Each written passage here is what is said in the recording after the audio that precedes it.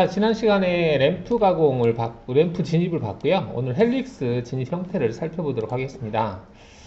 자, 헬릭스를 하기 위해서 그리기에서 사각형, 원을 하나 그려놓을 거예요.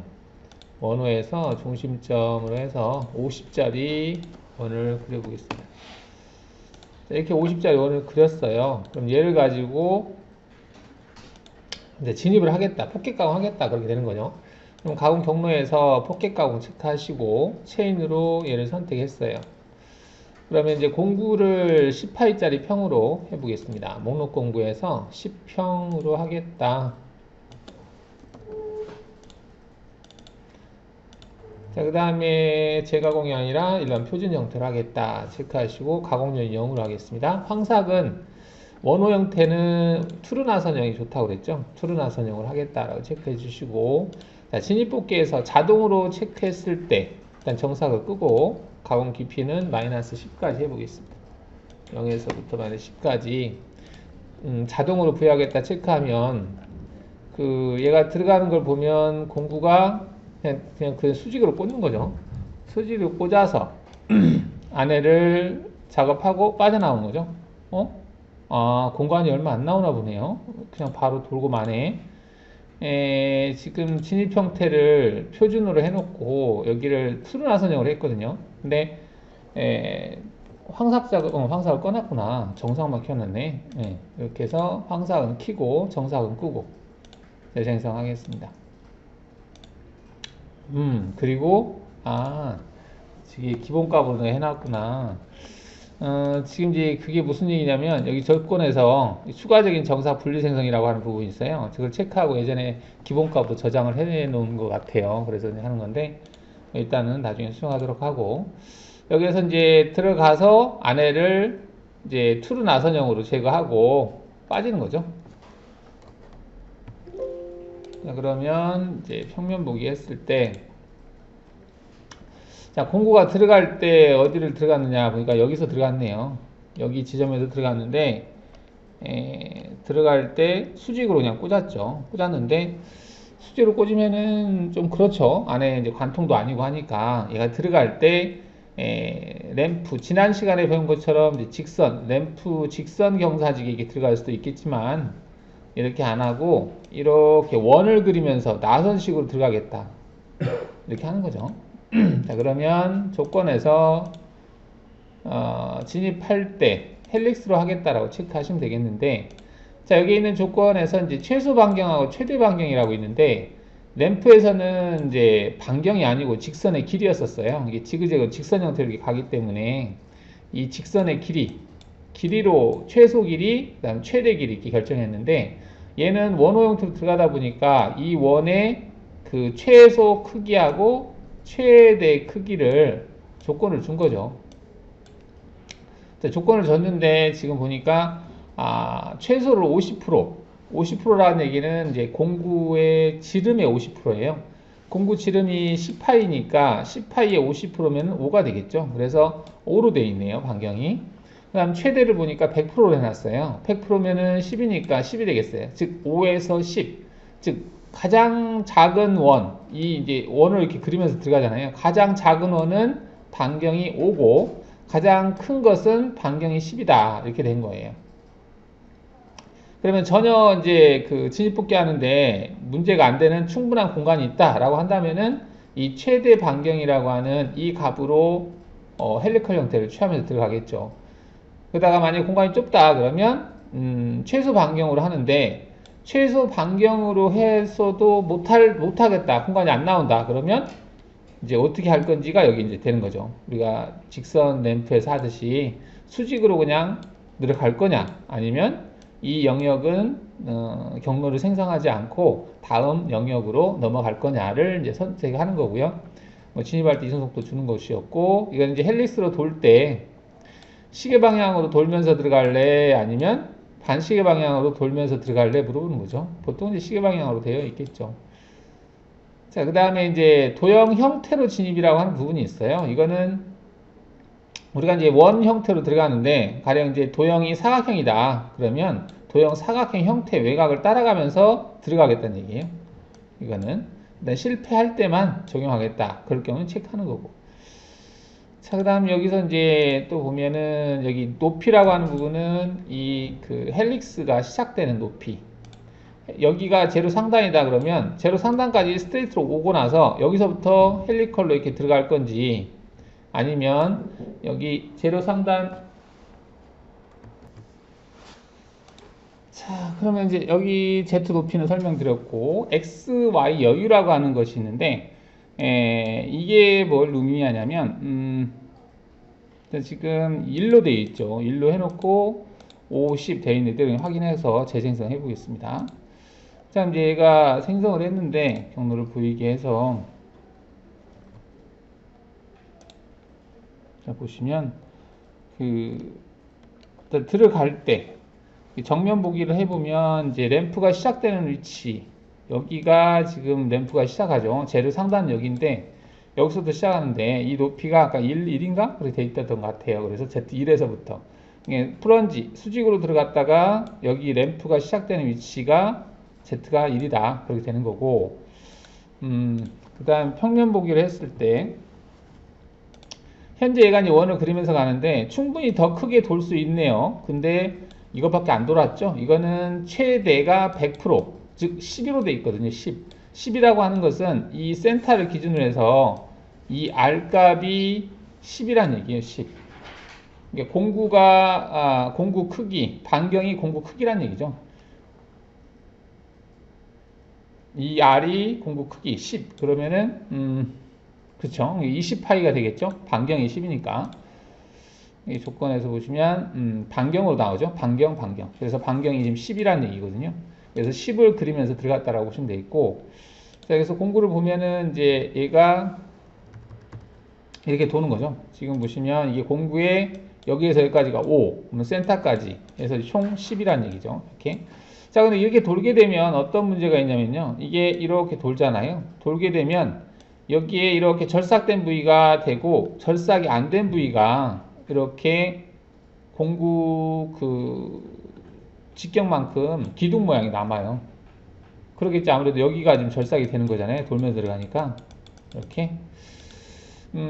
그래서 이 원의 크기를 이 공구가 한 바퀴 돌고 들어갈 때 이 절삭된 부위가 여기 정도 맞게, 즉 최대 45%로 주고 최소를 10%로 바꿔보겠습니다. 이렇게 해서 어떤 현상이 나타나는지 한번 비교를 해보고 할까요? 이거를 재료 설정을 대충 해서 재료 설정해서 크기를 한 100 정도 주겠습니다. 100에 여기는 한 20 정도 주고 재료 소재가 이렇게 설정된 상태에서 모의 가공을 해볼게요. 자, 모의 가공을 하는데 자, 공구가 이제 램프 수직으로 들어가서 여기서부터 이제 헬리컬로 들어가는 거죠.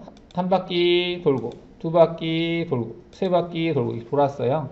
지금 돌고 있는 모습을 보면 여기에 이렇게 그 기둥 모양이 남아요. 이거는 너무 헬리컬 원이 크기 때문에 그러거든요.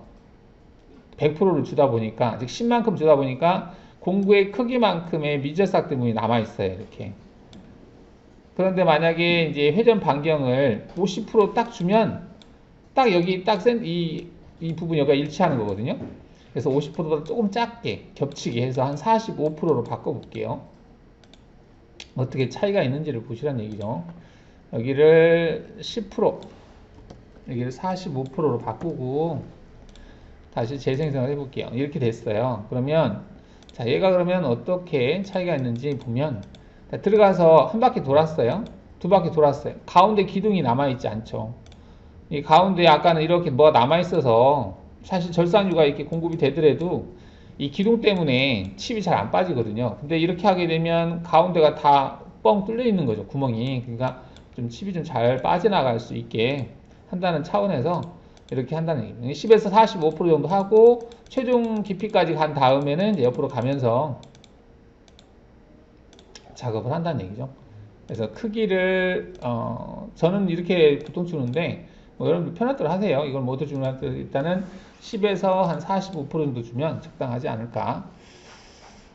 자, 그 다음 Z로도 설명했고, XY 여유라고 하는 부분이 있는데요. 이 여유는 뭐냐면, 이 크기를 최대한 크게 줬을 때, 볼게요. 제가 지금 45% 해놨는데, 여기를 한 50 정도 주고, 이게 최대 크기를 50으로 주잖아요. 그러면은 공간이 되는 한 최대한 크게 돌겠다는 얘기예요. 이렇게 해놓고 확인을 해보겠습니다. 재생성 해볼게요. 자, 그러면 얘가 원을 도는데,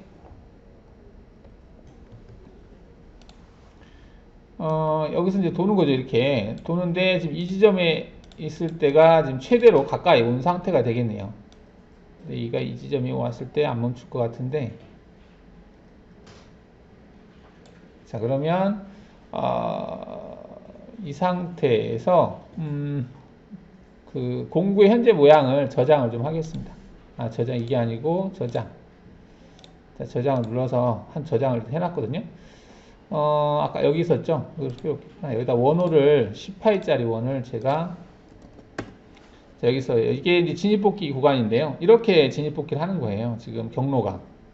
이렇게 진입뽑기 하면은 여기 간격, 즉 여기에서부터 여기까지 간격이 1mm가 남는다는 얘기예요. 얘가 센터가 여기, 즉 공구가 이게 지금 공구 크기거든요. 공구의 크기인데 경로가 얘를 이제 지나게 되면 이제 절삭이 남아있는, 절삭이 안 된 부위가 이렇게 남겨놔야 된다는 얘기죠. 이걸 왜 그러냐면 얘가 램프로 돌면서 들어가잖아요. 즉 전혀 가공이 안 된 상태에서 진입을 하면서 절삭을 하기 때문에 아무래도 이제 절삭된 면이 깨끗하지 못하겠죠. 그런데 이게 최종 대상 면이 만들어지면 안 되잖아요. 그래서 1mm 정도를 여유를 남겨놓고 작업하고, 그러면 이 1mm는 언제 제거해? 나중에 여기 정상적으로 바닥에서 윤곽 작업을 할 때, 포켓 작업을 할 때 이 부분은 제거되게 하겠다는 얘기예요. 그래야 이제 가공면이 깨끗하게 나오니까. 자, 그래서 얘를 한번 모의가공 해보면, 그 진입하는 과정에서 너무 최종 면에 가깝게 들어가지 않고, 이게 도형이 안 보이니까 이렇게 봤을 때는 잘 모르겠네요.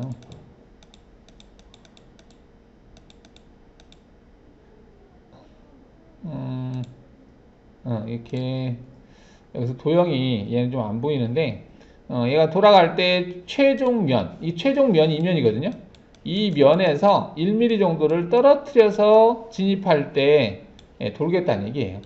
그게 이제 XY 유지라고 하는 기능입니다. 여기 이것을 잘 모르시는 분도 좀 계세요. 그래서 이 간격은 폭이 아주 좁아서 경로를 생성하지 못할 경우도 있거든요. 그럴 때는 이 값을 좀 최대한 줄여주는 게 좋습니다. 그래야 돌 수 있는 공간이 나오거든요. 그 다음 Z축 방향 진입 각도는 3도라고 되어 있는데, 이거는 헬리컬로 들어가다 보면 경사 값이 있겠죠. 그 값을 3도로 줬다는 얘기예요. 자, 그 다음 원호 이송 형태로 출력하겠다라고 하는 부분이 있는데, 이거를 체크해 놓으면 말 그대로 얘가 진입할 때 경로를 G02, G03 원호 형태로 출력하겠다는 얘기예요.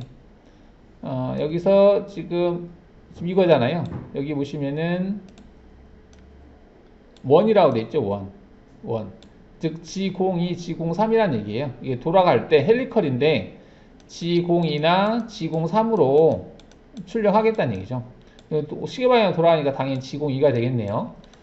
자, 그러면은 아까 그 부분을 체크를 껐을 때, 원호 이성 형태 출력을 껐을 때는 공차가 물어봐요. 이거 왜냐하면은 얘가 원을 그리면서 들어가는데 실질적으로는 원을 출력을 못하니까 얘가 G01로 점 데이터로 출력한다는 얘기거든요. 이렇게 출력하다 보면 기존에 있는 원하고 어느 정도 공차 범위를 유지를 해야 되니까 그걸 물어보는 거예요. 자, 이 상태에서 재생성을 해서 얘가 경로가 돌아가는 걸 보면, 돌아갈 때 보면 점 데이터로 계속 돌죠.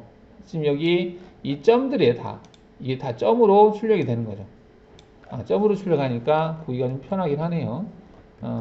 뭐냐면은 여기서 이제 가다가 여기 이 형상, 원래 있는 이 형상에서 한 1mm 정도 떨어뜨리잖아요. 아까 원으로 했을 때는 이 블럭이 없으니까 그냥 쏙 지나가 버리거든요. 근데 점 데이터이기 때문에 이게 이제 점점점 출력되니까 여기서 확인을 할 수 있겠네요. 지금 점 데이터 출력이 됐죠.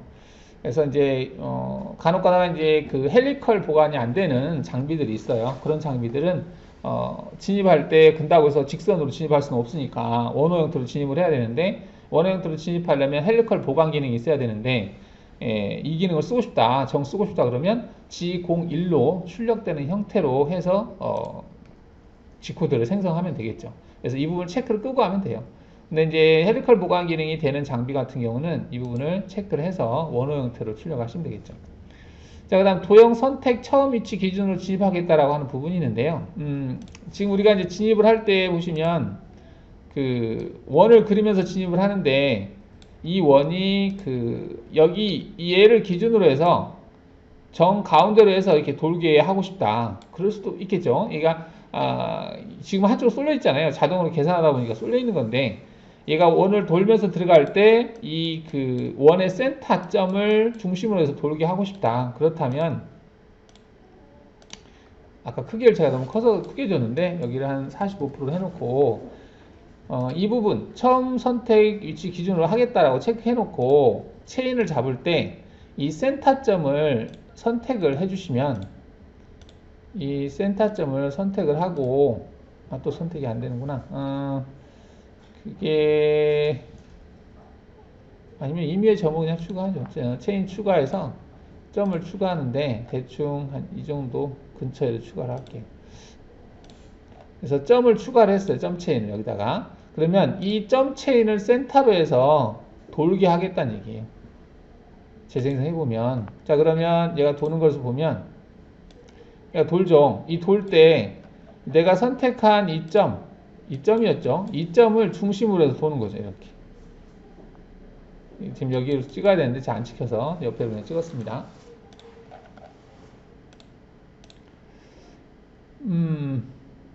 자, 윤곽 형태 진입이라고 하는 게 있는데 만약에 이걸 체크하면 얘네들이 비활성화돼요. 반경의 의미가 없는 거죠. 내가 선택한 윤곽 형상을 따라가면서 진입하는 거거든요. 자, 이렇게 하고 나서 재생성을 하게 되면 이렇게 좀 틀어서 볼게요. 그럼 얘가 진입할 때 보시면 외곽 부분을 따라가면서 진입해요. 그러니까 외곽이라고 하는 것은 평면 보기를 했을 때 여기서 이제 1mm 정도 띄우게 아까 설정을 해놨잖아요. 띄우는데 진입할 때 원의 크기를 내가 준 조건을 무시하고 이 윤곽 체인 형태 있죠. 체인 형태를 따라가는 거예요. 이게 원이든 사각형이든 뭐 어떤 형태든 간에 그 형태를 따라가면서 경사지게 들어가는 거죠. 이게 이제 그냥 들어가는 게 아니고 얘가 경사지게 들어간다. 이런 식으로 경사지게 형태를 따라가면서 경사지게 들어가서 작업하는 거죠. 이 방법은 이제 공간이 좁아서 진입복귀를 할 만한 공간이 안 나올 때는 도형 윤곽을 따라가면서 들어가게 해서 작업할 수 있습니다. 자, 이렇게 해서 진입 황삭에서 진입 방법에 대해서 이제 헬릭스 방법에 대해서 살펴봤습니다. 자, 정사 경로를 보면 여기에서 이제 가공 횟수, 뭐 가공 간격 이것들은 윤곽 가공의 상가하고 같아요. 반복 횟수라든지 거기에서 이제 공급 보정이라고 하는 부분이 있는데 이것도 윤곽 가공에서 우리가 컴퓨터로 했을 때와 제어라고 되어 있는데요. 컨트롤이에요. 컨트롤. 이 컨트롤이라는 그 영문을 번역을 할 때 이제 컨트롤러로 번역을 해야 되는데 이걸 제어로 번역을 해놔가지고 약간 조금 헷갈릴 수 있겠습니다. 그다음 중복 보정, 역중복 보정 이렇게 되어 있는 거죠. 그 다음에 외측 윤곽 정삭 실행 이거를 체크를 하지 않으면 얘를 체크하지 않으면 정삭을 하지 않아요. 체크가 기본적으로 되어 있습니다. 체크를 돼야 되는 거고 그 다음에 황삭 후에 가까운 위치에서 정삭을 시작하겠다. 이 내용은 뭐냐면 황삭 작업을 다 끝내놓고 말 그대로 정삭을 할 때 얘가 처음에 체인을 선택했을 때 그 위치에 가서 시작을 하거든요. 중간점 위치에서.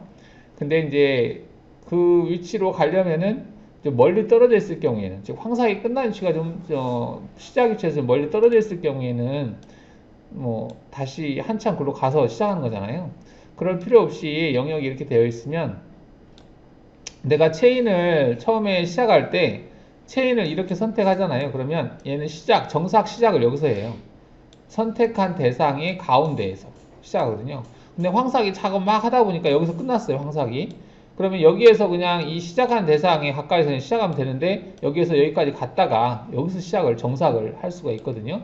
그래서 황삭이 끝난 위치에서 가까운 위치에 있는 대상 도형에서 정삭 시작하겠다. 정삭이라고 하는 것은 이 최종 대상 도형을 한 바퀴 삥 도는 거잖아요. 그 얘기가 이거고요.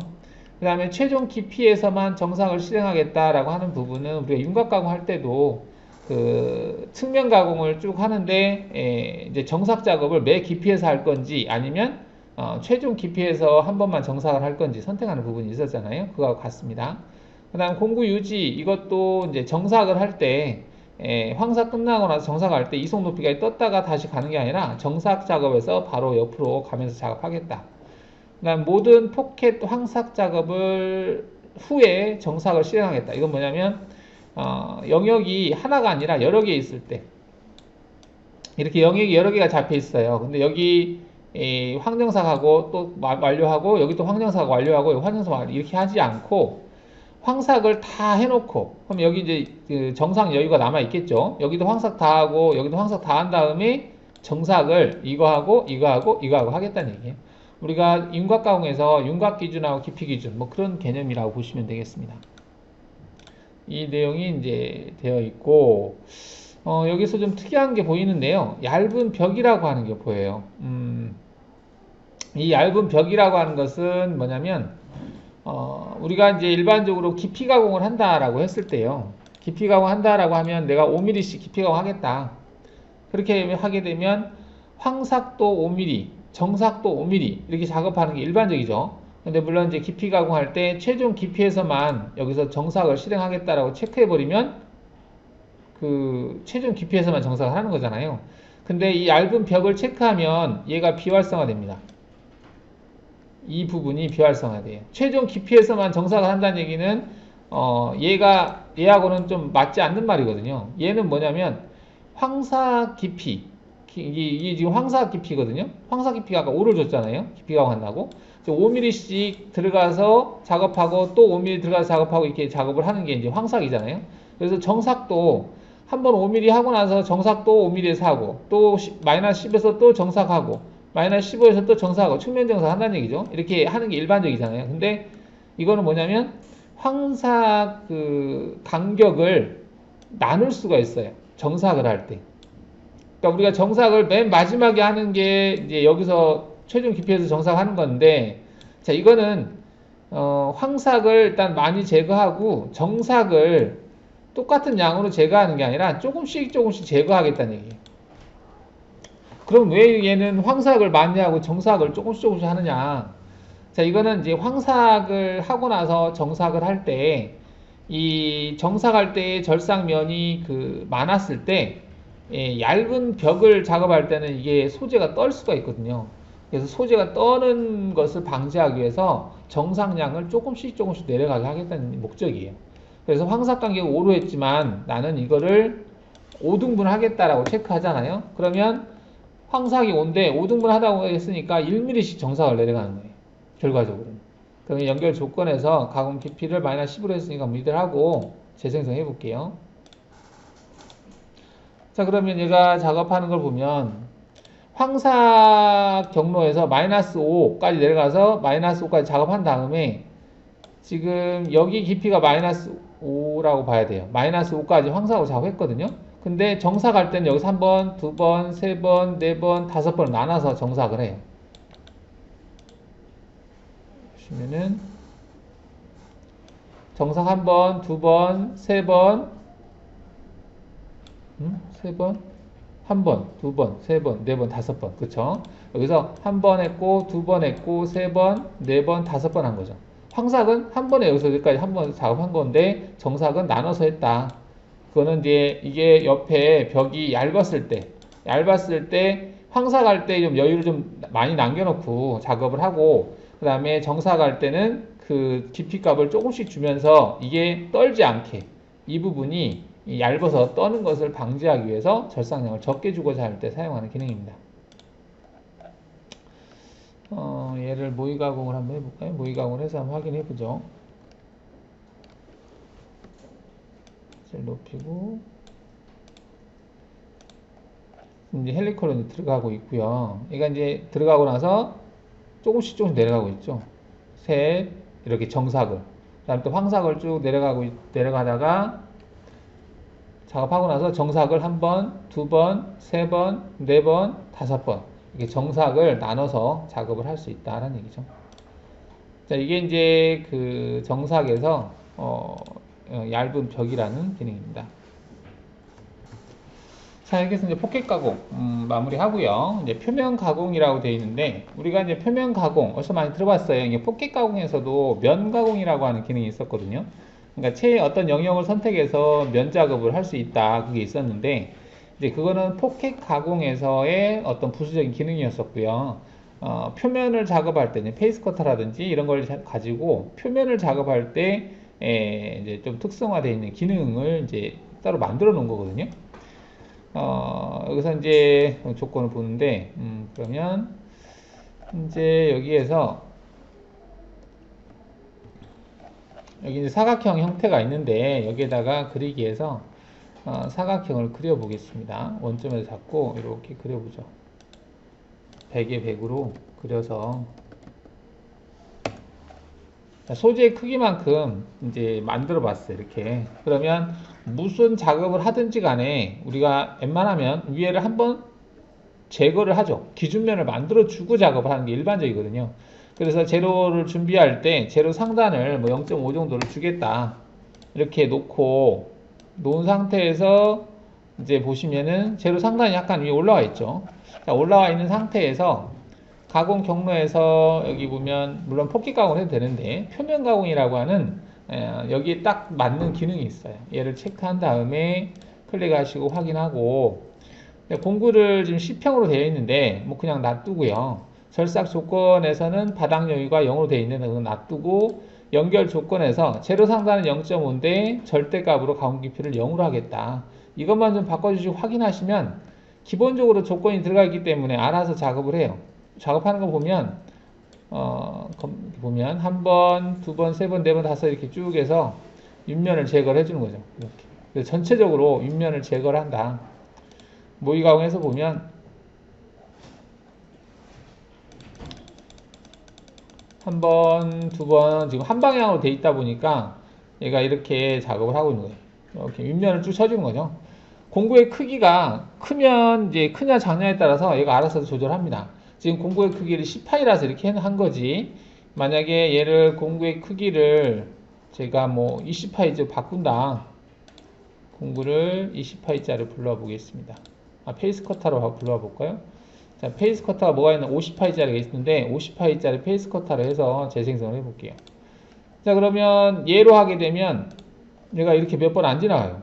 공구가 크니까 알아서 한 번, 두 번, 세 번, 네 번 끝까지 된다는 얘기죠. 얘로 하게 되면 그만큼 빠르겠죠. 그래서 한 번, 두 번, 세 번 돌아가게. 이건 이제 조건에서 이제 이런 조건, 세상 조건 이제 보면 이제 이해가 갈 텐데.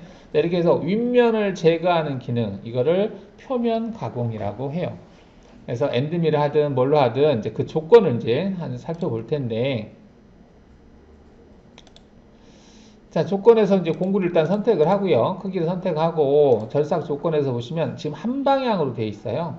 이게 한 방향이라는 얘기는 하향이면 하향, 상향이면 상향 같은 방향으로 절삭에 나가겠다는 얘기죠. 근데 얘를 왕복으로 체크하면 왕복으로 체크했을 때 어떻게 바뀌는지 보세요.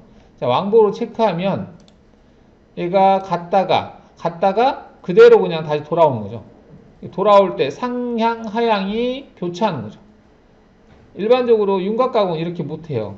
윤곽은 하향이면 하향, 상향이면 상향 이렇게 되어 있는 거지 왔다 갔다를 자유롭게 못 하거든요. 이런 식으로.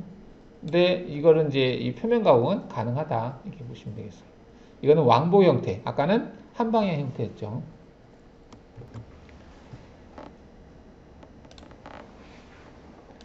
자, 그러면 이제 페이싱, 표면 가공에 대한 조건을 한번 보겠습니다. 이게 왕복, 한 방향 왕복이 되어 있는데요. 한 방향을 하면 아무래도 이제 면은 좀 깨끗하게 나와요. 근데 이제 시간이 이제 떴다 다시 시작점으로 오기 때문에 시간이 좀 많이 걸릴 수 있고, 그렇죠. 특별히 이제 면에 상관없으면 왕복을 하시면 될 것 같고, 여기 이제 원패스라고 하는 게 있어요. 이 원패스라고 하는 것은, 공구의 크기가 가공 부위보다 컸을 때만 가능해요. 그러니까 지금 같은 경우는 얘가 원패스로 하면 오류 떠요. 왜냐면 현재 공구의 크기는 50인데 작업해야 될 범위는 더 크거든요. 그러다 보니까 이제 오류가 뜨는 거죠. 그래서 이제 원패스 해놓고 해볼까요? 그래서 재생성을 누르면 이런 문구가 뜹니다. 공구의 지름이 파트의 면에 적용할 만큼은 충분히 크지 않다. 이 면에 비해서 충분히 크지 않다라고 뜨는 거거든요. 이럴 때는 이제 공구의 크기를 키워주시면 되겠죠. 공구에서 현재 50인데 50 가지고도 부족할 것 같아요. 지금 현재 100이니까 150짜리. 150짜리로 하겠다 선택하고 확인하시게 되면 한 번에 제거가 됩니다. 이때 이제 한 번에 제거할 때 이제 위에서 봤을 때 보면은 가운데를 지나가는 거예요. 정 가운데를 이 공구가 지나가게 한 번에 작업할 수 있게 해준다 이렇게 보시면 되겠죠.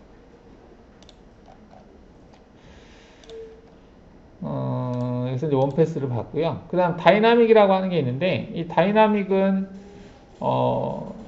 왕복으로 했을 때는 얘가 공기가 크니까 그런데 공구를 작게 했을 때 보시면 이런 식으로 작업하는 거죠. 그래서 공구가 여기서 시작을 해서 쭉 해서 빠지는 거죠. 이게 왕복으로 한 건데 이렇게 하면은 이제 고속 가공기에서는 이렇게 각진 부위를 이동할 때는 좀 부하가 많이 걸리거든요. 그래서 이거를 이제 어떻게 하냐면 이따가 뒤로 복사를 해서 각진 부위가 없이 부드럽게 할 수 있게 만들어주는 기능이에요. 여기를 다이나믹을 체크하고 재생성을 하게 되면 이제 장비가 버텨주면 장비가 지원만 한다면 이렇게 하는 게 가장 부하가 적게 걸리죠. 이게 정확하게 한 50에서 60% 정도 그 이제 간격을 주기 나름인데 그 간격을 유지하면서 좀 부드럽게 진행을 한다는 얘기죠. 점 데이터로 진행하는 거예요. 모든 데이터가. 근데 데이터 양이 많아요. 이렇게 하게 되면 이렇게 작업한 거하고 이게 지금 36kg 정도 나오거든요. 얘 같은 경우는 6.7kg 정도 나오죠. 용량이. 그래서 점 데이터 그게 한 5배 정도 더 많이 나온다 보면 돼요. 데이터가. 이게 경로를 보면 다시 한번 보면 이 구간 점 데이터가 생성이 돼요. 점으로 많이 생성이 된다는 얘기죠. 근데 이제 외곽에서부터 일정한 양으로 들어올 수 있다라는 거죠. 돌면서. 그리고 각진 부위가 이제 좀 그렇게 많지 않다. 이렇게 볼 수가 있겠습니다. 이게 이제 다이나믹이라고 하는 기능이에요. 체크했을 때.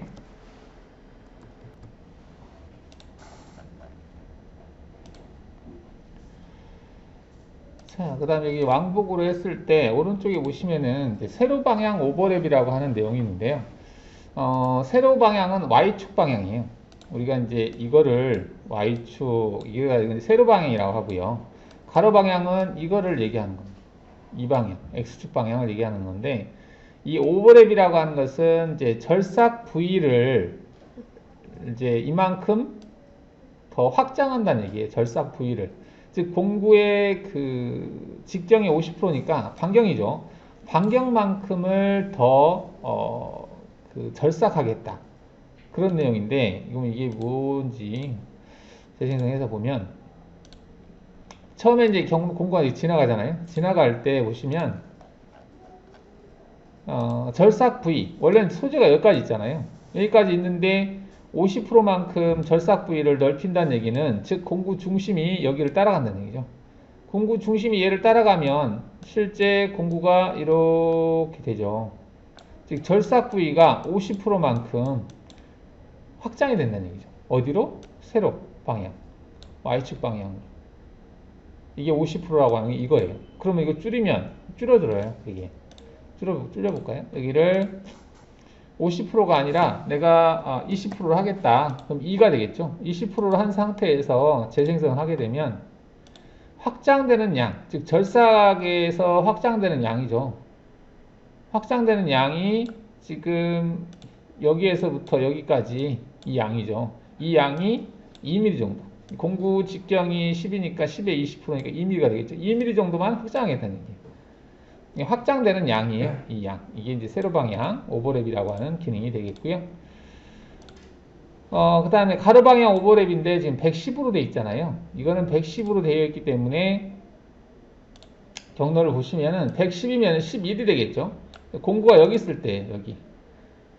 즉 여기에서 여기까지가 100%거든요. 100%. 거기에서 10%. 1mm가 더. 그래서 총 여기에서부터 여기까지가 절삭 부위가 11mm가 가로 방향으로 확장이 됐다. 이렇게 보시면 되겠죠. 얘는 이제 옆으로 이제 내려오기 때문에 이 부분이 이제 완전히 빠져나간 상태에서 내려오게 하는 게 이제 그 여기에 자국이라든지 이게 안 남기 때문에 110%로 되어 있긴 한데 뭐 이거를 뭐 50%만 한다고 해서 잘못된 건 아니죠. 50% 하게 되면 여기에 이렇게 내려오면서 여기 약간 자국이 남아요. 그래서 이렇게 110%로 이제 되어 있는데 여러분들 경우에 따라 필요에 따라서 맞추면 되겠죠. 그다음에 접근거리라고 하는 게 있는데 이 접근거리는 가로 방향, 세로 방향 오버랩에다가 처음 접근할 때하고 다 하고 나서 빠져나올 때 이 값만큼을 더 추가하는 거예요. 자, 그러면 지금 여기가 시작 위치가 되겠고요. 여기가 종점 위치가 되거든요. 자, 시작 위치에서 보면은 원래도 따지면 이렇게 여기서 시작해야 되거든요. 근데 시작하는 위치가 여기 보시면 원래는 얘처럼 지금 얘가 이제 그 110%죠. 110 여기서부터 시작해야 되는데 여기에서 거기다 또 50%를 또 추가하는 거예요. 왜냐면 처음 들어갈 때는 아무래도 이제 그 뭐 밑에 밑날 뭐 간섭이라든지 수직으로 내려오니까 Z축을 잡기 때문에 좀 더 확장을 했다라고 보시면 되겠죠. 그래서 처음 내려올 때는 좀 더 많이 그 확장을 하겠다 이런 차원에서 보시면 되겠습니다. 현재 여기거든요. 여기에서부터 여기에 들어오는 건데 여기서부터 이 구간이 아까 110에서 50%니까 160% 정도가 확장이 된 거죠. 그 다음 진출할 때도 마찬가지입니다. 그래서 근데 이 값을 좀 조절하면 되는데 이가 좀 사실은 너무 커요. 그래서 얘를 한 60%만 줘도 그러면 총 110%가 되는 거죠. 진입할 때는. 그 다음부터는 진입할 때가 밑날이 좀 먹기 때문에 좀 높게 빼는 거지. 그 다음부터는 굳이 이렇게 많이 뺄 필요가 없거든요. 반절만 약간 중심만 약간 빠져나가면 되기 때문에 이렇게 주셔도 될 것 같습니다. 그 다음에 최대 스택 간격이 75%, 즉 공구의 직경의 75%, 그러니까 7.5로 되어 있거든요. 이건 뭐냐면 경로와 경로 사이 간격, 여기에서부터 여기까지 간격입니다. 이 간격이 75%는 7.5, 최대가 7.5예요. 7.5보다 작게. 왜냐면은 총 가공 범위가 딱 이 수치로 떨어지는 게 아니잖아요. 그래서 우리가 깊이 가공을 할 때도 깊이 가공 나눌 때도 뭐 최대라는 용어가 썼지만 이 최대라는 용어가 들어간다는 얘기는 그 값보다 작게라는 얘기예요. 최대라는 용어가 들어가는. 그래서 최대 75%니까 75%보다 작게 이 간격을 적용하겠다 이렇게 보시면 됩니다. 이 간격이라고 하는 것은 이제 가공 부하하고 관계가 되는 거죠. 이게 얼마나 많으냐 적느냐에 따라서. 그래서 이 간격을 최대 몇 프로까지 하겠다. 그래서 자동으로 이 조건에 맞춰서 계산을 하는 겁니다. 이 간격을 맞춰서. 그리고 하향, 상향이라고 되어 있는데 하향은 이제 내려가는 거고 상향 올려치는 거죠. 그 다음에 경로 횟수라고 되어 있는데요. 이 경로 횟수를 체크하게 되면 이제 한번 갔다가 오는 것을 한 번으로 치는 거예요. 그래서 한 번 갔으면 꼭 와야 돼. 이게 짝수 경로가 되는 거죠. 횟수를 체크하면. 근데 얘를 체크하지면 짝수 그러면 무시하고 그냥 경로 생성이 됩니다. 자, 보시면은 얘가 갔다가 들어왔다, 갔다 들어왔다 쭉 하는데 끝날 때도 얘는 여기서 끝나잖아요. 지금 횟수를 이제 맞춘 것이 됐는데 경우에 따라서 조건을 내가 바꿨을 때 여기를 횟수를 여기를 제가 75%인데 50%? 50% 줘볼게요. 50%를 주고 재생성을 해보면 이게 여기서 또 시작했는데 여기서 안 시작하고 여기서 끝날 때도 있어요. 하다 보면 이제 그 경우에 따라서 반대쪽에서도 끝날 수가 있는데 그거를 한쪽으로 맞춰주는 거거든요. 횟수를 체크했을 때는 이게 항상 일정하게 진행을 했으면 다시 돌아오게 돼요. 이게 그래서 갔으면 돌아오게 짝수 맞춰주는 거고 아니면은 경우에 따라서는 이제 이게 한쪽으로만 된다는 얘기인데 지금 이게 한번 좀 왕복을 체크 안 한 상태니까 얘랑 왕복으로 바꿔보겠습니다. 왕복으로 체크하고 재생성을 하게 되면 지금 이게 갔다가 다시 갔다가 온 거죠. 온 건데 이 횟수를 체크를 끄고 재생성을 하게 되면 똑같이 오네요. 그러면은 간격을 50%, 90%까지 줘볼까? 어쩔 수 있게 되나 보다. 얘를 약간씩 조절하면 경우에 따라서 이게 적용이 안 될 수도 있거든요. 이렇게. 지금 얘 같은 경우는 한번 들어갔다가 갔다가 다시 올 수 있는 간격이 없거든요. 그러다 보니까 얘는 오지 않았어요. 근데 여기서 횟수를 맞추겠다라고 체크를 하면 얘가 안 돼도 다시 돌아와요. 이렇게. 폭을 좀 줄이는 거죠.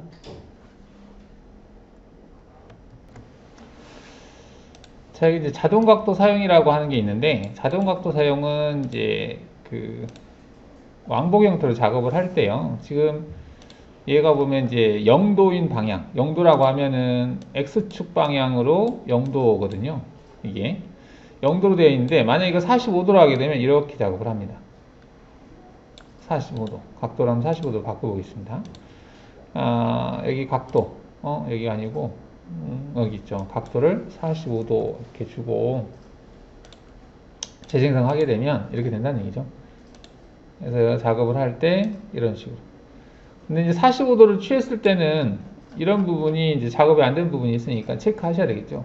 그리고 진입할 때도 바닥면이 먹을 수 있어요. 여기 옆에 경사지게 들어가기 때문에. 이럴 때는 이제 값을 좀 크게 줘야 되겠죠. 진입할 때 얘네들을 뭐 110%로 준다든지, 그리고 확장도 50% 준다든지, 이렇게 해서 좀 체크를 해야 되겠다라는 얘기죠. 이렇게 하게 되면 민낯 먹지 않고 할 수 있고, 그 다음에 미저사대 무도 남지 않죠. 공구 중심이 항상 끝단까지 가기 때문에 이런 식으로 작업을 할 수 있겠습니다. 자, 경로간 이송 형태라고 되어 있는데요. 이거는 이제 항상 이 경로라고 하는 것은 원래 하나의 대상에서 그 영역이 이렇게 있으면 우리가 이제 표면가공 한다 그러면 한번 갔다가 이게 하나의 경로예요. 그 다음 경로는 이렇게 되는 거거든요. 그 다음 경로 이렇게 되는 건데 이걸 하나의 경로라고 합니다. 경로. 근데 이 경로와 경로 사이를 연결하는 거, 이 연결을 할 때 어떻게 연결할 거냐, 직선 형태로 연결할 거냐, 원호 형태로 연결할 거냐, 아니면 급속으로 연결할 거냐, 이런 것들을 이제 설정하는 부분이거든요. 그래서 항상 경로라고 하는 것은 얘를 얘기하는 거예요. 이 전체를 다 이거를 하나의 경로로 하는 게 아니라, 자, 그래서 이 경로간 연결할 때 저번호 또는 직선 또는 뭐 급속 이런 것들을 설정하는 부분이 있는데, 자, 지금 얘는 각도를 좀 준 상태가 되겠고요. 자, 얘를 보시면 이 경로와 경로를 연결할 때 절삭이송으로 연결했죠. 색깔이 지금 하늘 색깔이라는 얘기는 이건 G01로 나온다는 얘기예요. 그런데 만약에 조건에서 여기서 이 연결할 때 이게 급속이라고 하는 얘를 체크하면 G00으로 연결이 돼요. 이게 노란 색깔로 되어 있죠. 노란 색깔은 G00으로 간다는 얘기거든요. 이거를 110%만큼 뺐을 때는 가능합니다. 왜냐하면 소재에서 완전히 벗어난 상태에서 작업을 하기 때문에 가서 빠져나올 때 지금 보시면 여기에서 소재에서 떨어져 있잖아요. 떨어진 상태에서 옆으로 가기 때문에 상관이 없어요.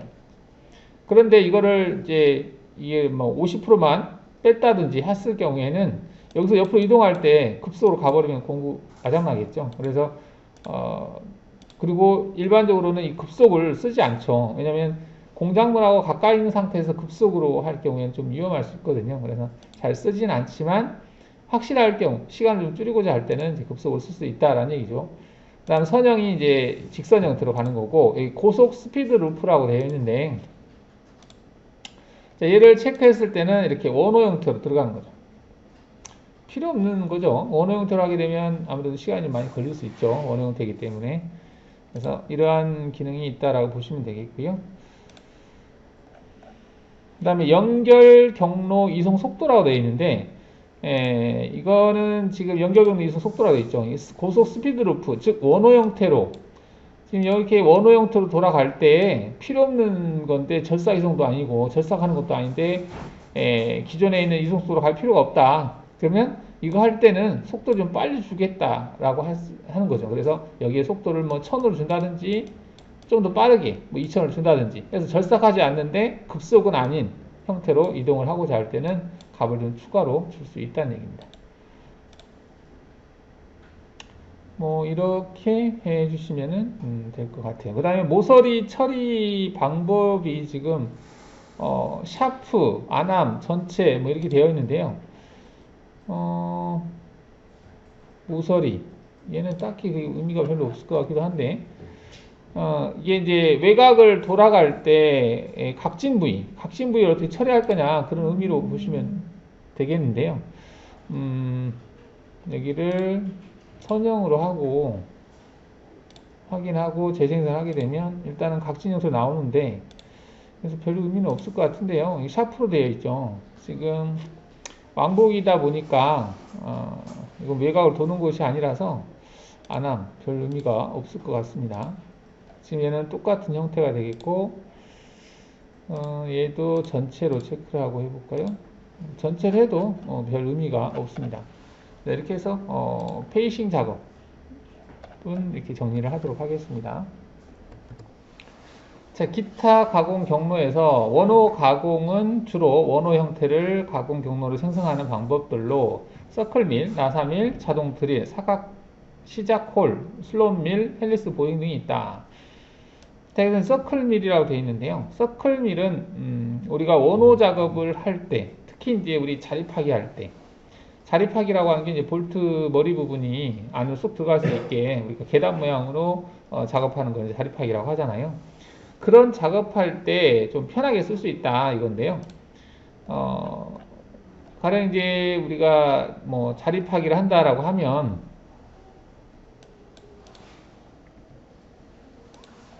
자, 여기다가 경로를 안 보이게 하고 그리기에서 원호에서 여기를 10.5로 해볼까요? 10.5짜리로 원을 그리고 거기다가 이제 자립하게 한다. 그러면 한 이 정도로 대충 그린다라고 치면 자 이렇게 해서 이제 했을 때 드릴로 먼저 구멍을 뚫어 놓고 여기다가 가공 경로에서 드릴 가공을 해서 자, 공구는 뭐 10.5짜리를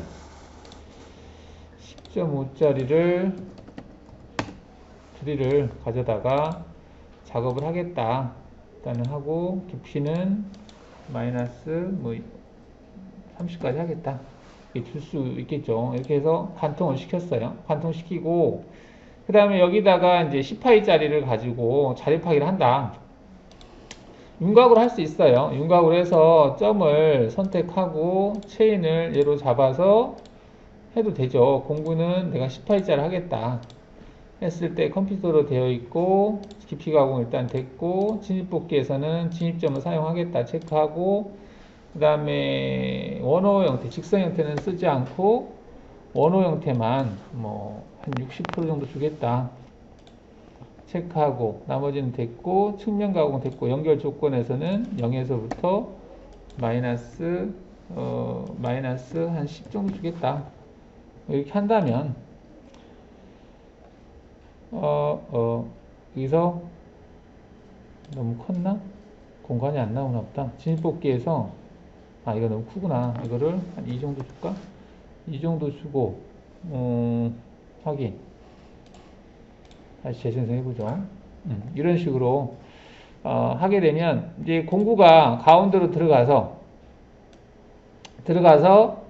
직선 구간, 그 다음에 원호 구간으로 들어갔다가 한 바퀴 돌고 원호로 돌고 직선으로 빠지고 자 이렇게 윤곽으로 충분히 할 수는 있는데 이제 이거를 가공 경로에서 보면 원호 가공이라는 기능이 있는데 이걸 쓰면 좀 더 간단하게 할 수 있다는 얘기죠. 굳이 센터점, 진입점을 선택할 필요도 없고 얘를 선택한 다음에 그 도형 요소로 원을 선택을 하고 확인을 하게 되면 공구는 18로 하겠다 체크하시고 절삭 조건에서 특별히 선택할 건 없고요. 정사 이거 지금 체크 안 되어 있는데 일단 체크하는 걸로 하고 그리고 진입 형태에서도 여기 진입 기본값으로 들어가 있으니까 연결 조건에서는 0에서부터 마이너스 10이다. 그냥 확인하시면 아까하고 거의 유사하게 생성이 돼요.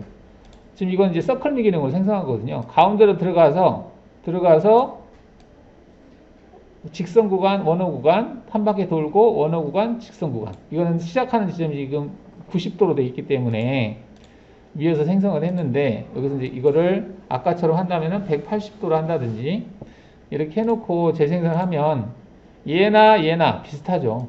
이거나 이거는 비슷하죠. 그러니까 한번 얘는 세팅을 해놓으면, 얘를 저장시켜 놓으면 이 조건이 그대로 유지됩니다. 그래서 대상만 선택하면 똑같은 작업을 똑같이 반복해요.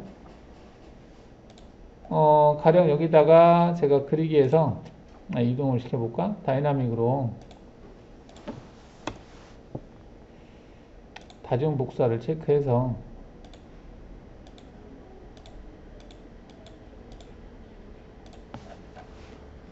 자, 가령 이렇게 했어요. 이때 이제 다시 한번 가공 경로에서 그 원호 가공에서 서클밀로 도형 요소로 해서 하나, 둘, 셋, 넷 추가를 해볼게요. 자, 추가하고 나서 그냥 확인하시면 기본적으로 그냥 조건이 들어가 있기 때문에 윤곽처럼 진입점을 선택하고 뭐 진입 간격 주고 뭐하고 할 필요 없이 기본적으로 다 이렇게 적용이 된다는 얘기죠. 윤곽으로 하는 것보다는 좀 더 쉽게 할 수 있게 되어 있는 기능이다 라고 보시면 되겠어요. 자, 서클밀 조건을 한번 보겠습니다. 절삭 조건에서 일단 컴퓨터, 컨트롤, 중복 보정, 역중복 보정, 안하. 이건 똑같아요.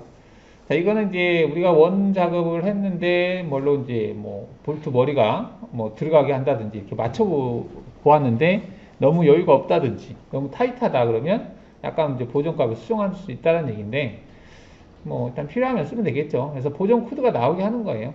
이거는 윤곽감을 하는 거와 똑같으니까. 그 다음에 이제 원의 지름이라고 되어 있는데요. 이건 이제 우리가 선택할 때, 원을 도형으로 선택했잖아요. 그럼 그 도형 값이 자동으로 들어가요. 자, 그런데 이거는 왜 있냐면, 점으로 선택했을 때도 드릴 작업은 되거든요. 이게 드릴이기 때문에. 자, 그게 무슨 얘기냐면, 가령 이제 여기다가 그리기 위해서 점으로 제가 찍어 놓을게요. 하나 찍었어요. 2개 찍었습니다. 찍었으면 그 가공 경로에서 서클밀 기능을 이용을 해서 제가 얘를 선택을 했어요. 여기 하나, 둘. 이게 드릴하고 똑같은 그 선택 기능이거든요. 이렇게 선택을 했어요. 선택하다 보니까 문제는 아까는 이 크기를 인식을 했었거든요. 원을 선택했기 때문에. 근데 지금은 점을 선택했기 때문에 인식을 못한 거야. 그래서 이 값을 내가 넣어주겠다는 얘기예요. 25로 하겠다라고 넣으면 25원이 없는데 그 25라고 하는 그 지름을 가지고 있는 원을 대상으로 한 것처럼 하겠다는 얘기예요. 이렇게 하고 확인하면 얘가 알아서 이렇게 생성하는 거예요. 25짜리 원이 있는 것처럼. 그리기 위해서 원을 그려볼까요? 25짜리 원을 그려보면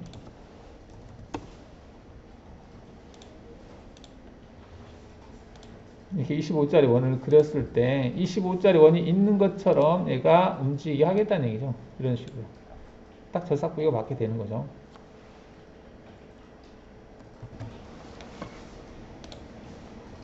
자, 서클밀에서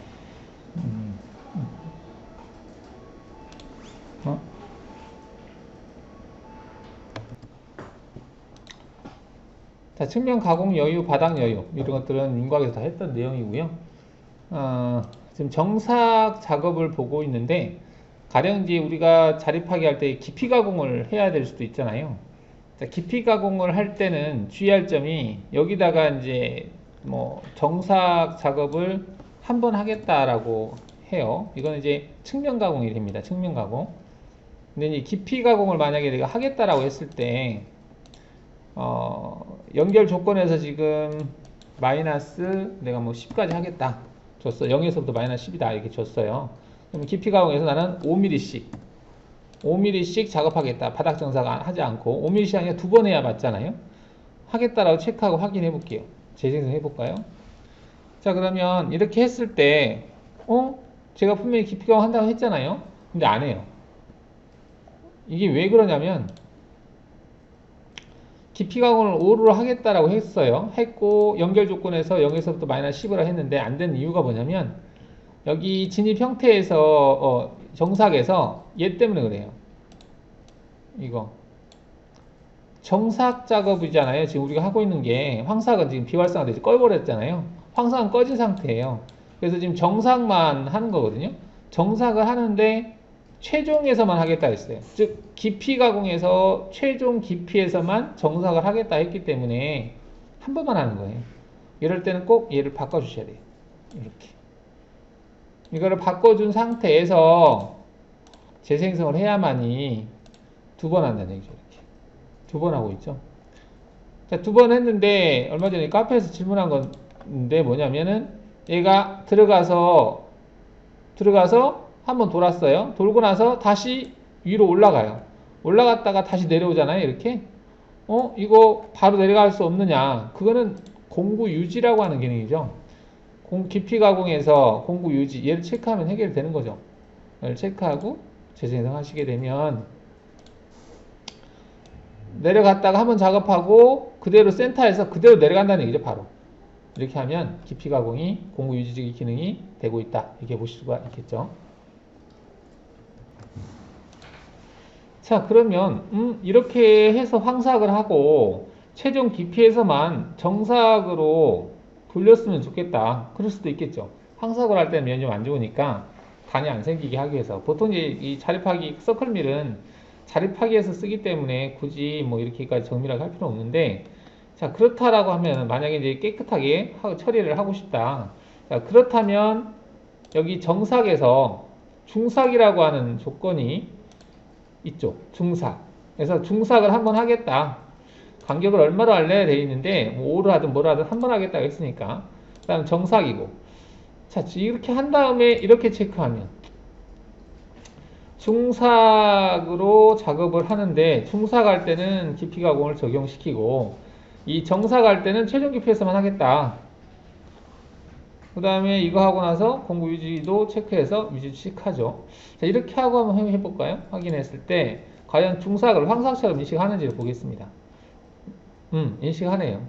지금 그러면 보시면 중삭으로 한번 작업하고 그 다음에 바로 내려가서 또 작업해줘. 여기까지가 이제 중삭 개념이죠. 황삭 개념이라고 보시면 되겠죠. 그 다음에 이제 맨 마지막 깊이에서는 그 정삭 차원에서 전체를 한 바퀴 삥 돌아서 다듬어주고 빠지겠다, 이런 차원에서 보시면 되겠죠. 그래서 굳이 황삭을 체크할 필요가 없습니다. 여기를 황삭을 쓸 일이 없어요. 이제 황삭을 예를 쓸 때는 이제 제거량이 많았을 때 쓴다라고 보시면 돼요. 일단은 지금 제가 지금 한 것처럼 깊이 가공을 이제 거친 절삭으로 하고 맨 마지막에 뭐 정삭 차원에서 한번 돌리고자 할 때는 이 중삭이라고 하는 얘를 체크해서 사용하시면 되겠습니다. 그리고 이송 속도도 달리 줄 수 있으니까 뭐 이송 속도를 약간 좀 다르게 주고 싶으면 여기 체크를 해서 좀 줄인다든지 회전수를 조절한다든지 하시면 되겠죠. 자, 그러면 황삭이라고 하는 기능을 쓰기 위해서 영역을 좀 크게 해보겠습니다. 얘네들을 다 치워보고요. 여기다가 그리기에서 원호 일단 키워볼게요. 자, 이렇게 키워서 자, 얘를 서클밀 기능으로 작업을 해보겠습니다. 점 추가해서 도형 요소로 얘를 추가를 하고요. 자, 얘를 작업을 하는데 재생성 해볼게요. 자, 작업을 했더니 가운데로 들어가서 돌고 중삭 개념에서 한번 돌았어요. 돌고 나서 정삭으로 돌았는데 여기 미저삭된 부분이 많네요. 그죠? 그래서 이 부분을 제거하고자 할 때, 그럴 때는 중삭을 굳이 쓸 필요 없이 여기서 중삭을 끄고 정삭 하나로만 하겠다라고 경로를 생성하고요. 생성해서 이제 한 번에 작업을 된 거죠. 작업을 했는데 얘를 황삭으로 뭐 0.5만 남겨놓고 다 제거한 다음에 정삭을 하겠다. 자, 그럴 때 황삭을 체크합니다. 자, 황삭을 체크하게 되면 여기 스택 간격이 지금 5mm씩 들어가겠다라고 되어 있죠. 그러니까 됐고, 그 다음에 헬릭스 진입이라고 되어 있는데 헬릭스 진입은 이제 나선식으로 들어가면서 진입하겠다는 얘기죠. 기존에 구멍이 안 뚫려 있다라고 했을 때는 헬릭스 진입해야 되겠죠. 만약에 구멍이 뚫려 있다 그러면 헬릭스 진입을 꺼버리면 되겠죠. 그래서 헬릭스 진입을 끄고 드릴 작업이 만약에 되어 있다 그러면 헬릭스 진입을 끈 상태에서 들어가서 작업을 하겠다. 자, 체크하게 되면 가운데에서 들어가서 계속 우리 포켓 가공에서 서클 형태인가 뭔가 있죠. 그 형태가 비슷하게 들어가죠. 들어가고 나서 맨 마지막에 이제 그 정사 작업으로 이건 황사하고 맨 마지막에 정삭으로 작업하겠다. 이렇게 보시면 되겠죠.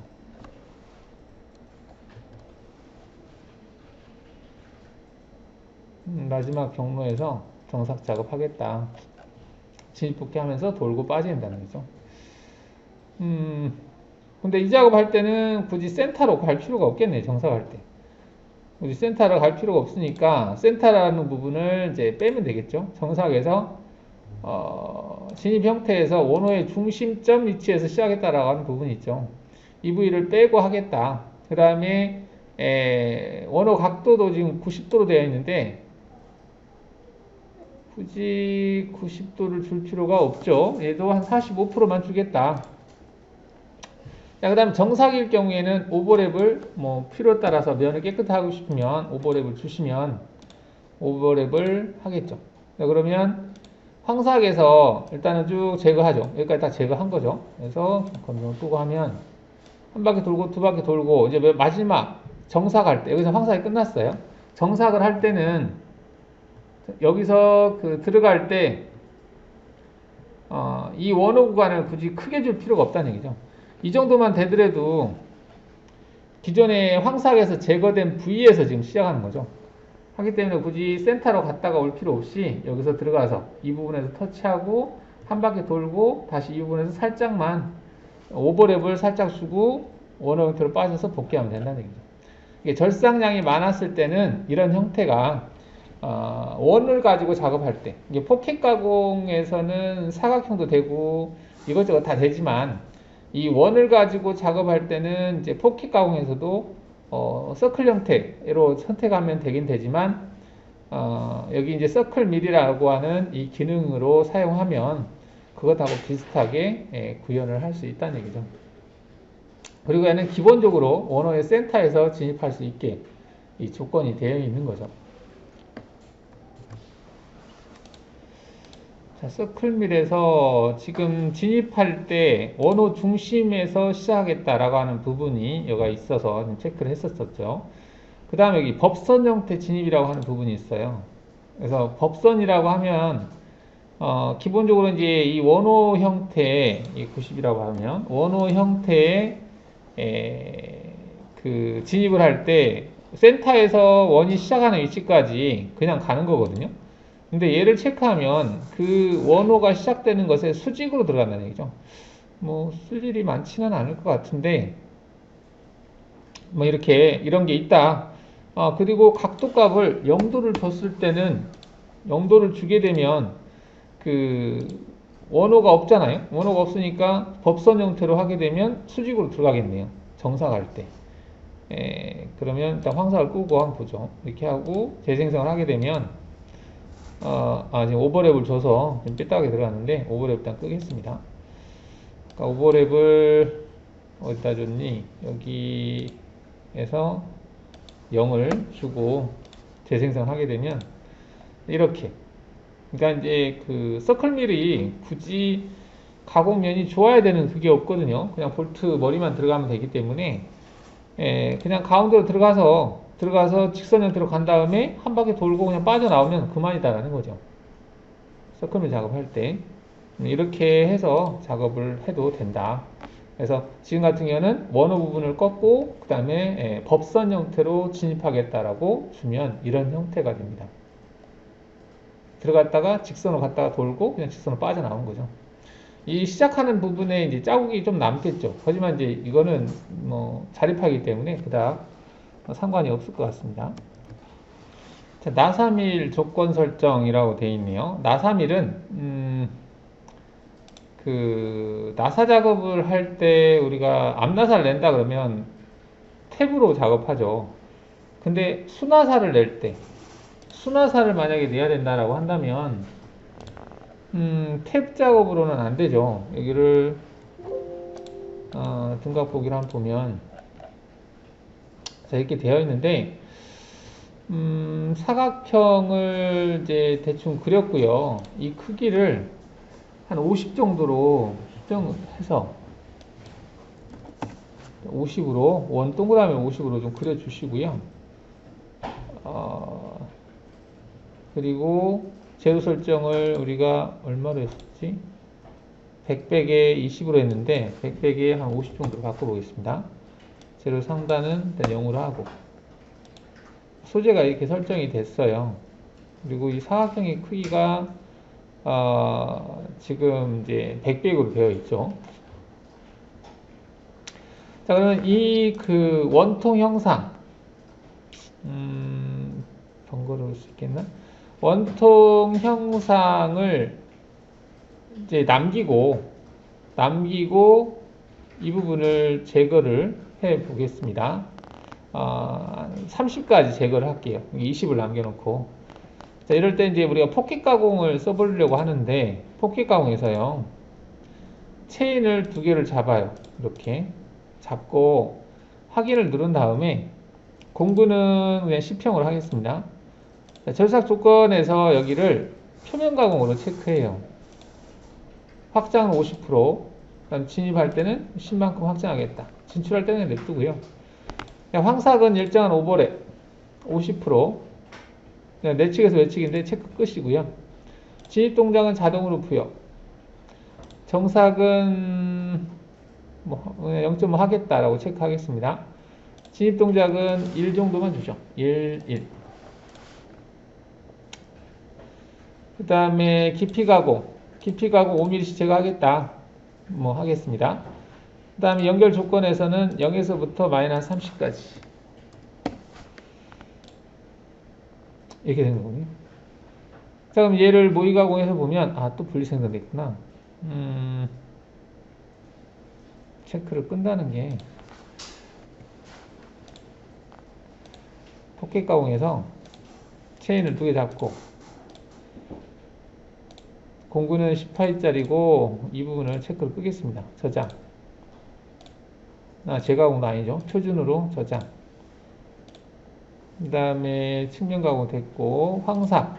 일정한 오버랩, 내측, 외측 일단 끄겠습니다. 저장.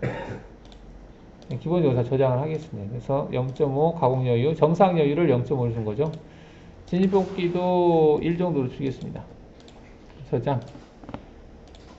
기본값으로 저장하겠다는 얘기입니다. 이거는 깊이가 5mm씩 하겠다. 연결 조건은 0에서부터 마이너스 30까지.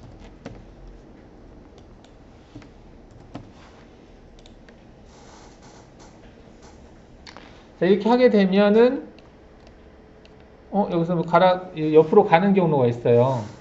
모의 가공 해볼까요? 지금,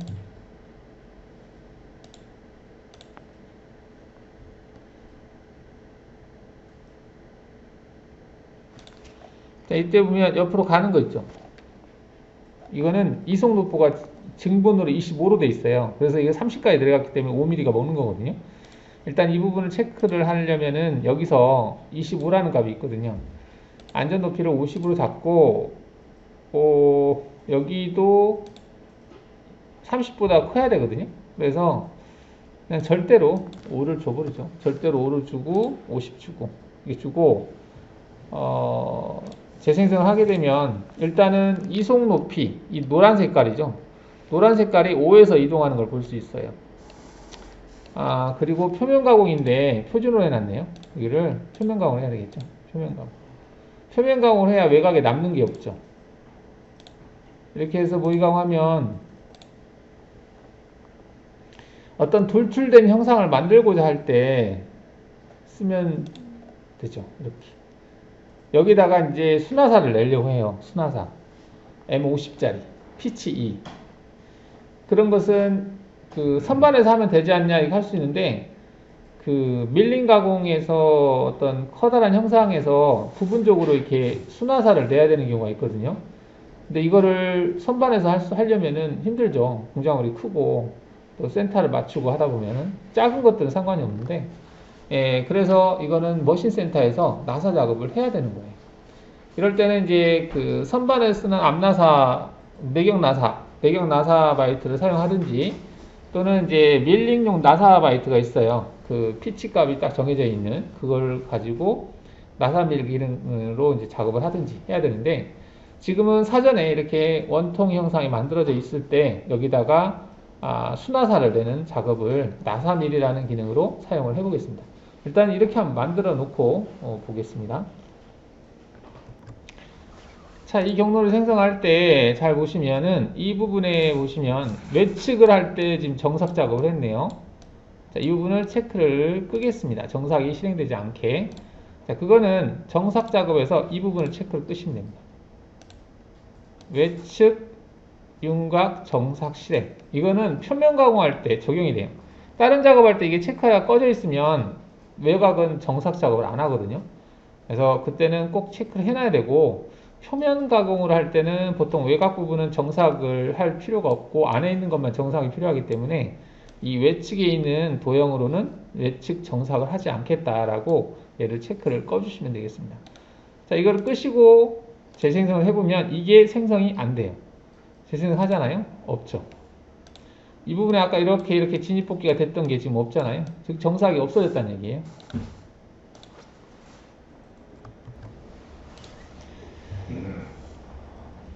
자, 그러면 이제 아까 모의 가공해서 이렇게 되어 있는 상태죠. 이 상태에서 이제 순화살을 내려고 하면 면치가 좀 들어가 있는 게 좋겠네요. 그래서 면치 C를 한 2 정도 C를 주도록 하겠습니다.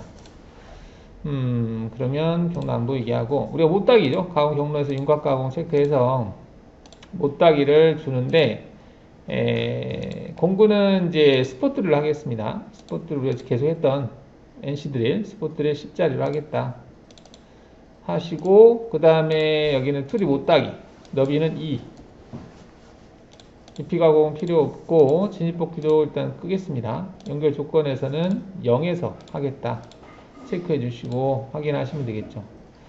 자, 그러면 이제 전부 선택해서 모의 가공 해보면, 이런 식으로 이제 소재가 준비된 상태에서 외곽에다가 나사 작업을 하겠다라고 보시면 되겠죠. 나사 작업 하겠습니다. 나사 작업. 경로 안 보이게 하고, 이제 평면 보기 해서 얘를 가지고 작업하는 거거든요. 자, 가공 경로에서 원호 가공해 보면 나사 밀이라고 있어요. 나사 밀을 체크하시고요. 도형 요소를 선택하시고 얘를 선택합니다. 나사 원호 가공 형태는 다 드릴처럼 작업을 해요. 선택 포인트를 가지고 하는 거니까. 확인하시고요. 공구는, 자, 공구가 기존에 나사 바이트가 형상이 없어요. 여기서는. 그래서 뭐 걔를 그려서 할 수도 있겠지만 그냥 그 세공구 생성에서 비슷한 형상을 찾아서 하겠습니다. 지금 나사 바이트하고 좀 비슷하게 만들려면 슬롯밀 형태에서요.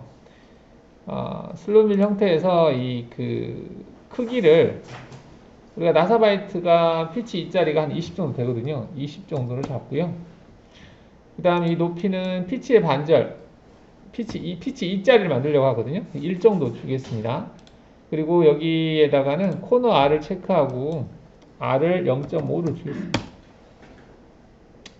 자, 원래는 이제 그 높이가 피치가 2다 그러면 거의 피치값만큼 높이가 나와야 되는데, 일단은 나사가 제대로 됐는지만 실제 사용할 때는 그렇게 주면 되고, 일단은 여기를 1로 잡고 0.5로 코너를 줬어요. 뭐 이렇게 하게 되면 그 모서리가 R이 0.5가 만들어진다는 얘기죠. 코너 R, 볼, 코너 R. 얘는 코너 R밖에 안 되나? 코너 R. 그러네요. 이렇게 해서 그냥 확인하겠습니다. 자, 그러면 이제 비슷한 형태가 이렇게 T커터 형태가 만들어졌다는 얘기고, 자, 절삭 조건에서는 이거는 이제 나사밀이 그 머시닝 센터용 다줄나사, 나사가 여러 개짜리 샘밀이라고도 하기도 하는데 그런 공구가 있어요. 근데 이거 쓰지 않고 하나짜리, 나사 ES수가 하나짜리, 이게 선반 내경 나사 바이트처럼 생긴 나사 ES수가 하나짜리 쓰겠다는 얘기고요. 나사 피치는 2로 하겠습니다. 2. 시작 각도가 0도에서 시작해서 되어 있는데, 시작 각도는 뭐 어디라는 상관없는 거고, 허용치라고 하는 게 있는데, 이거는 이제 오버컷이 이제 절상량이에요. 절임량.